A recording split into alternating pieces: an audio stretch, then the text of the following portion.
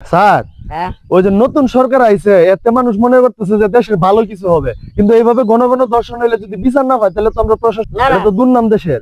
কি শুরু হয়েছে? হ্যাঁ, খালি দর্শন আর দর্শন। হ্যাঁ, প্রশাসন কি গুড়ার ঘাস কাটে? হ্যাঁ, প্রশাসন যাইতেছে আপনি কি বলতেছেন? প্রশাসন ছাড়া কি দেশ চলবে নাকি? না। প্রশাসন কি করতেছে দেশের জন্য?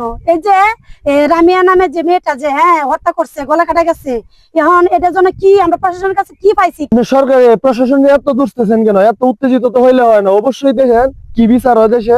নতুন সরকার আসছে, অবশ্যই ভালো বিচার না হবে। শুনেন, উত্তেজিত তো আপনারা প্রশাসনটা, বুঝছেন না? তো অবশ্যই আমরা কারণ রাস্তাঘাটে জাম আপনারা মা বোন সকলে যদি আপনারা বোনের মধ্যে যদি এরকম ঘটনা ঘটতো, হ্যাঁ, তাহলে আপনারা কি হইতো?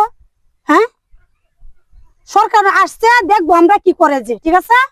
অবশ্যই দর্শনের বিচার তো আমরাও চাই, তবে আমরা তো যা অর্ডার হয় তাই আমরা করতে হয়। বাংলাদেশে কি শুরু হয়েছে? এই 7 বছরের মেয়েটারে দর্শন করে গলা কেটে হত্যা করছে। দেশে এই গণহত্যা চলছে, প্রত্যেকটা ছোট ছোট মেয়ের দর্শন করে মাইরে ফেলায় দিতেছে। প্রশাসন কি করতেছে? আবার বলেন নতুন সরকার এই করবো সেই করবো। নতুন সরকারের আশায় কিন্তু সবাই আছে। তা আমরা চাই রামিসার যে বিচারটা এটা যাতে সঠিকভাবে হয়। আর তার বাবা যে বলছে যে আমার মেয়ের বিচার কি হবে, 7 দিন পরে অন্য একটা বিষয় নিয়ে দামাচাপা হয়ে যাবে, এইরকম বিষয় যাতে না হয়। আমরা ভিডিওর মাধ্যমে পারতেছি না তুলতাম, তুলে ধরতে পারতেছি না যে কিভাবে প্রতিবাদটা করে। তবে একটু চেষ্টা করবেন সবাই যাতে এই দর্শনের বিচারটা ভালোভাবে হয়, আমরা এতটুকুই আশাবাদী।